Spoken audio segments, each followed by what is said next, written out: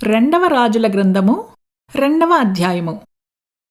యెహోవా సుడిగాలచేత ఏలీయాను ఆకాశమునకు ఆరోహణము చేయింపబోవు కాలమున ఏలీయాయు ఎలీషాయు కూడి గిల్గాలు నుండి వెళ్ళుచుండగా ఏలీయా, యెహోవా నన్ను బేతేలునకు పొమ్మని సెలవిచ్చియున్నాడు, కనుక నీవు దయచేసి ఇక్కడ ఉండుమని ఎలీషాతో అనెను.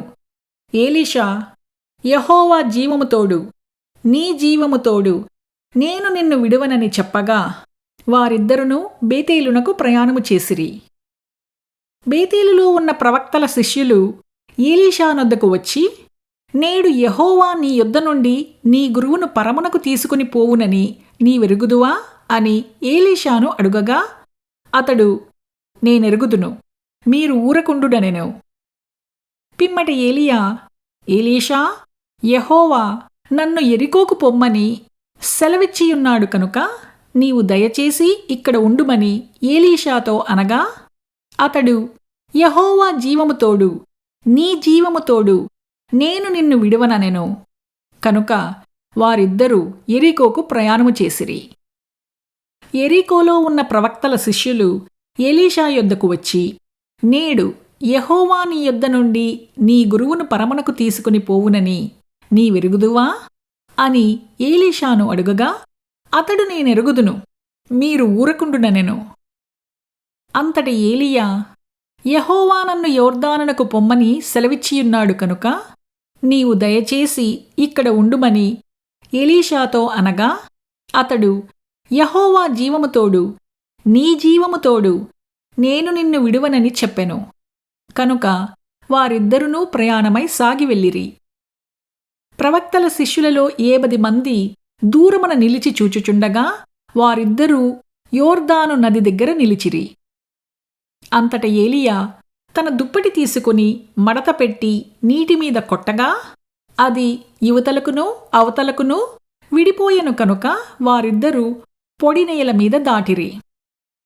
వారు దాటి వెళ్ళిన తరువాత ఏలీయా ఎలీషాను చూచి, నేను నీ యొద్ద నుండి తీయబడక మునుపు నీ కొరకు నేనేమి చెయ్యకూరదువో దాని నడుగమని చెప్పగా ఎలీషా, నీకు కలిగిన ఆత్మలో 2 పాళ్ళు నా మీదికి వచ్చునట్లు దయచేయుమనెను. అందుకతడు, నీవు అడిగినది కష్టతరముగా ఉన్నది. అయితే నీ యొద్ద నుండి తీయబడినప్పుడు నేను నీకు కనపడిన ఎడల ఆ ప్రకారము నీకు లభించును, కనపడని ఎడల అది కాకపోవునని చెప్పెను. వారు ఇంకనూ వెళ్ళుచూ మాట్లాడుచుండగా ఇదిగో అగ్నిరథమును అగ్ని గుర్రములునూ కనపడి వీరిద్దరినీ వేరు చేసెను. అప్పుడు ఏలీయా సుడిగాలి చేత ఆకాశమునకు ఆరోహణమాయెను. ఎలీషా అది చూచి, నా తండ్రి, నా తండ్రి, ఇజ్రాయేలు వారికి రథమును రౌతులును నీవే అని కేకలు వేసెను. అంతలో ఏలీయా అతనికి మరలా కనపడకపోయెను. అప్పుడు ఎలీషా తన వస్త్రమును పట్టుకొని 2 తునకలుగా చేసెను. మరియు ఏలీయా దుప్పటి కింద పడగా అతడు దాని తీసుకొని యోర్దాను ఒడ్డునకు వచ్చి నిలిచి ఒంటిమీద నుండి క్రిందపడిన ఆ దుప్పటిని పట్టుకొని నీటిమీద కొట్టి, ఏలీయా యొక్క దేవుడైన యెహోవా ఎక్కడ ఉన్నాడనెను. అతడు ఆ దుప్పటితో నీటిని కొట్టగా అది ఇటు అటు విడిపోయినందున ఎలీషా అవతలి ఒడ్డునకు నడిచిపోయెను.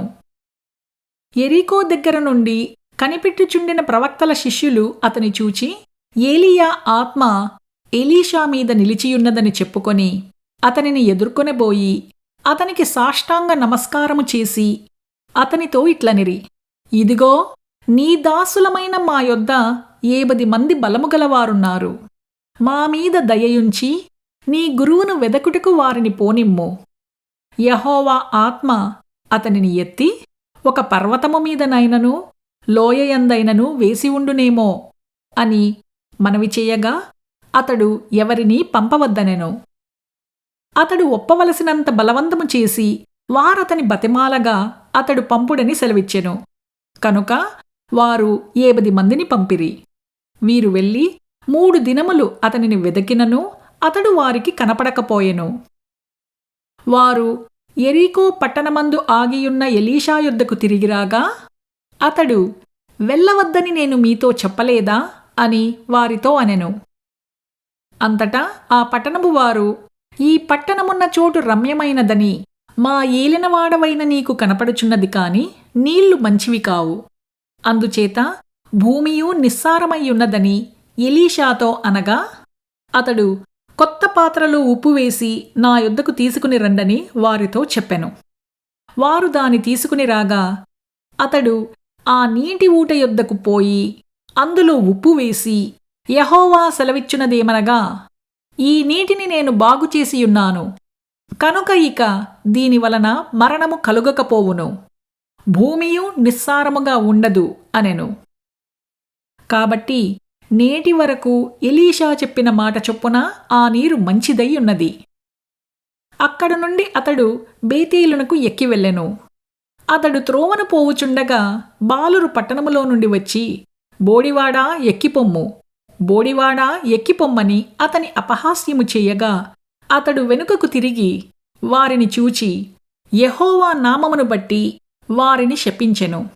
అప్పుడు 2 ఆడు ఎలుగుబంట్లు అడవిలో నుండి వచ్చి వారిలో 42 బాలురను చీల్చివేసెను.